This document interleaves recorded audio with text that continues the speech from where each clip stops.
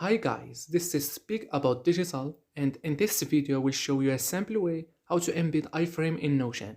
So this is like an easy and short tutorial. For this guide, I'm gonna use the iframe.meteoblue.com provide me to add a weather widget. So I will copy the whole code into HTML section. It's an iframe. Now for the next part, you should go to the page in Notion where you want to add the code. Type slash and search for the embed block and select it. Or you can type slash embed to find this quickly. Then add the code within the embed block. After adding the code into the block, you should click the embed link button. And then it should take a couple of seconds to come up.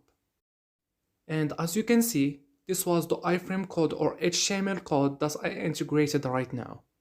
And this is how it looks. So this is really cool. And that's it. So hopefully this video helped you out. If it's did, you can click the like button, that helps a lot. Thank you and bye bye.